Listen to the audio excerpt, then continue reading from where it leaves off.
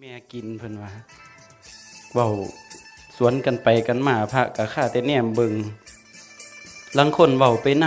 ำมันข้าใส่อารมณ์ในการเว้ามือจกเขานั้นบ่ได้จกข้าแต่ใส่อารมณ์ในการเว้าใส่สติไปในการเว้าพระก็เปิดบาทาบักดนหนึ่งนี่เขาเอิ่นว่าส่งใจไปในที่อื่นอนัตตมโนเพิ่นว่ามีใจไม่ใช่ของแห่งตน เอาขึ้นอีกก็ได้ครับเสียงพินมันดังคอยโพด ครับพ่อแล้วครับ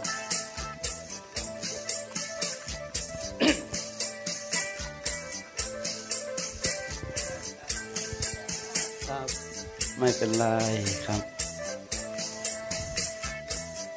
ขั้นที่เที่ยวทางเบิงให้หาหมบังหัวขั้นที่เที่ยวทางไกล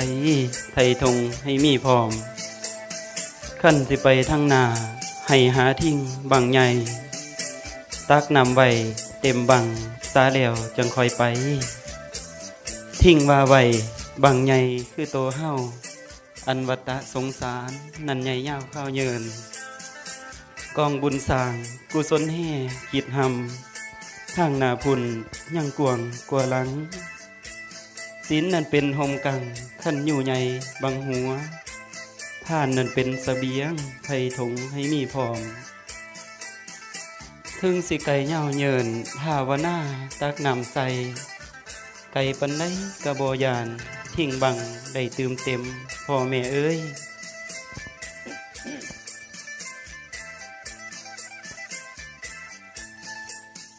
ผู้ปนนี้ไปขาทางไกลยังหูข่าวขันบอกกับตาวบานยังได้ข่าวสารอันว่าการตายนี่บ่มีทางสิเห็นไงจักว่าตกเขตกรรมเนื้อไตที่ใดจักว่าไปดีหายทางใดบ่เห็นเงินปุงหมู่ญาติพี่น้องเฮ่ให้จมน้ำ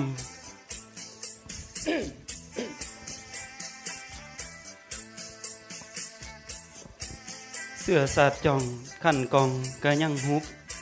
บาดวาซาตาลุบลูบลงคือจ่อง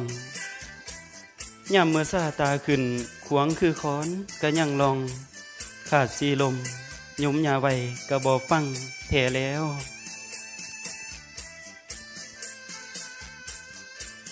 ปลาอยู่น้ำบ่อหอนขึ้นเทิงบก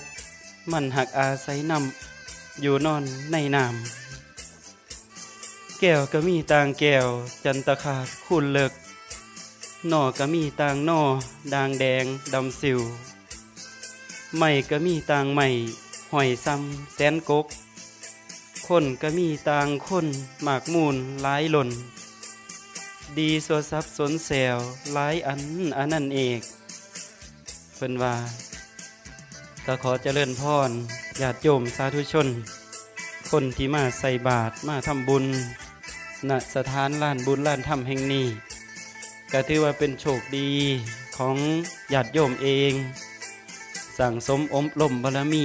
สั่งสมสิ่งดีให้เกิดมีในจิตใจของตนเขาเอ่นว่าสั่งทางสวรรค์